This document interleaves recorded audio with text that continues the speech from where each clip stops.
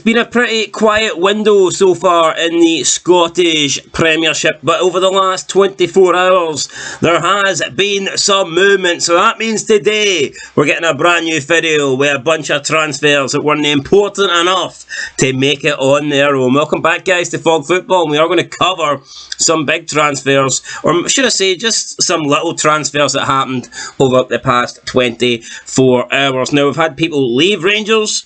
We haven't had anybody join Rangers. We've had people who've already left Celtic join other clubs for large amounts of money. And we've had a Kilmarnock player leave that probably nobody cares about. Still, Morelos has no club. We'll talk about that in a minute. But it looks like nobody is willing to sign Alfredo at this stage. But let's talk about a player that people were willing to sign. And that is Scotty Arfield. So he left Rangers this season. His contract was up. Rangers decided against offering him a new deal, which did surprise me. He contributed to quite a lot of games this season for Rangers. I believe he played, like, I don't want to get it wrong, but I think he played 37? It was a high amount of games, definitely. And did he start them all? No, he did not. But I felt like he was still an important player and a bit of an impact sub. You see, anytime Arfield came on, he was always good at making an impact, especially when he rescued that win up against Aberdeen at Pittodrie. That, I think, will always be remembered. That is one of the things, I think, when we think of Scott Arfield, we will always point to the fact that he did get those goals. So fair play to him. But he has moved on, guys, and he has moved to the MLS, which I think is a little disappointing.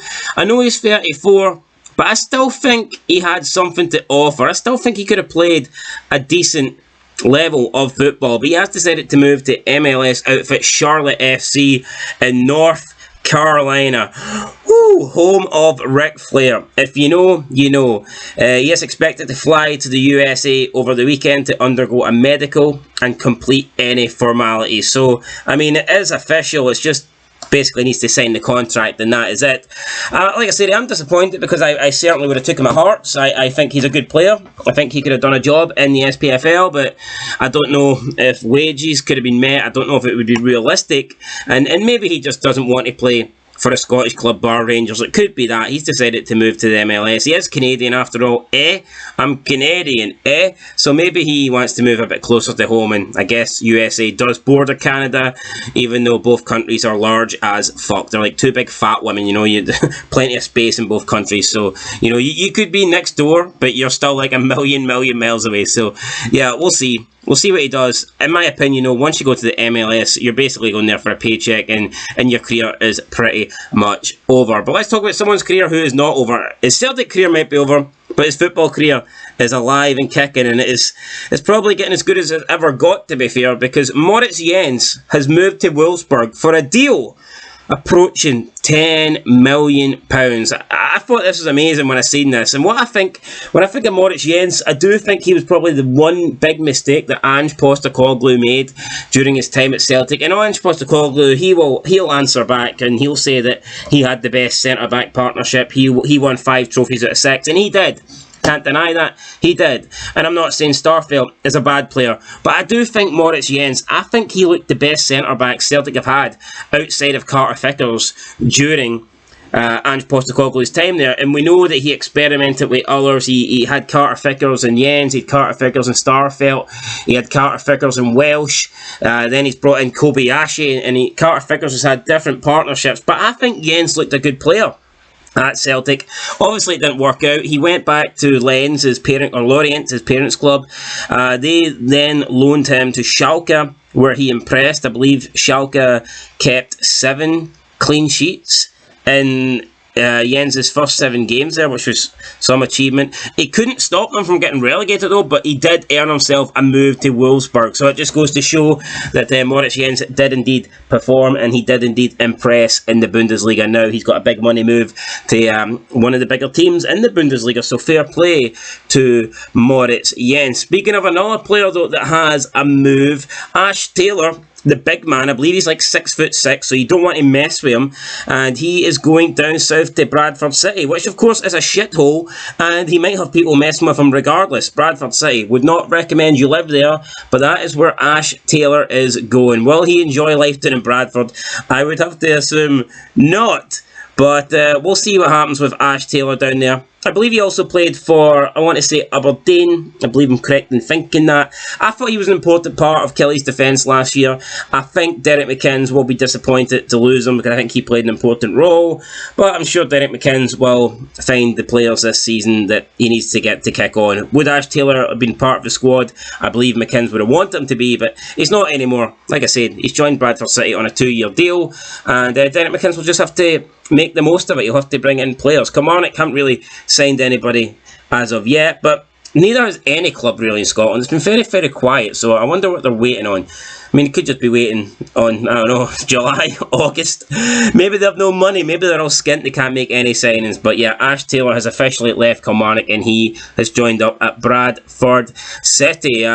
Speaking of another player that could leave the Scottish Premiership, let's talk about Josh Gianelli for a little bit. Hearts have put in their best deal to keep the out-of-contract winger, but Josh Gianelli is yet to respond. He is yet to sign a contract. He's yet to decline a contract. We just haven't really heard anything from Josh Gianelli. The only thing we know is that he wants to be closer to his family, whether that means moving down to England or, as he said in the past, getting a good enough deal, a good enough contract that he can move his family up to Scotland. Now, there is multiple English Championship clubs wanting Josh Gianelli, and as we heard more recently, Maccabi Haifa also are interested in signing Gianelli. So Gianelli's got a lot of options. I hope he stays at Hearts. I really enjoyed him this season. Felt he was pivotal for us up front. You know, take away Shankland and he was our main threat. And, you know, Hearts, I wouldn't say Shankland's 100% to be at Hearts for the upcoming season.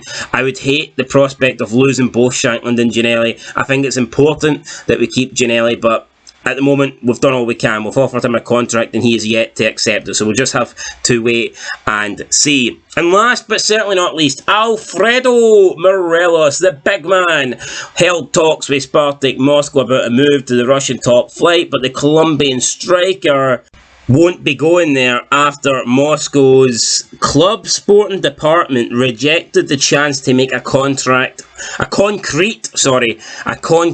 offer for the 26-year-old. In my opinion, that is Spartak Moscow's loss. I think Morelos, when he is fit, and we can make jokes about him being unfit, and we can say he's never fit. But look, Morelos at his peak at Rangers was a good player, and not only did he prove it at Rangers, some people say, Scottish League, he also proved it in Europe. So there's no doubt that Morelos is a good player. I personally, at the age of 26, would not be going to Russia, especially with everything going on at the moment, and their ban in European football. I think Morelos should be pushing higher than that, and he should be looking to go for a team that is at least in European football or competition. And I just don't think you want to go to a Russian team. There's just so much like stuff unsettled at the moment. For me, I think Morelos could get a better move. Even if he can't go for a team that is competing in Europe, I think he could go for a better league than Spartak Moscow. I think Morelos could definitely play in one of the top leagues, if not for one of the top sides, but I think he could definitely play in a top league, whether it be for like a mid-table team or a lower mid-table team. Time will tell, guys, but Spartak Moscow did not offer him a concrete offer. And that's pretty much it in terms of offers, in terms of transfers, in terms of news, really. Pretty quiet transfer window so far. I'm sure things will heat up, though. You tend to find that happens. As soon as a couple of transfers start to happen, then a lot of transfers start to happen. We'll be here to keep you updated when anything does happen. So that's it, guys. Morelos still at Rangers. But, Arfield is not. Arfield's away to the MLS. Till next time. Peace.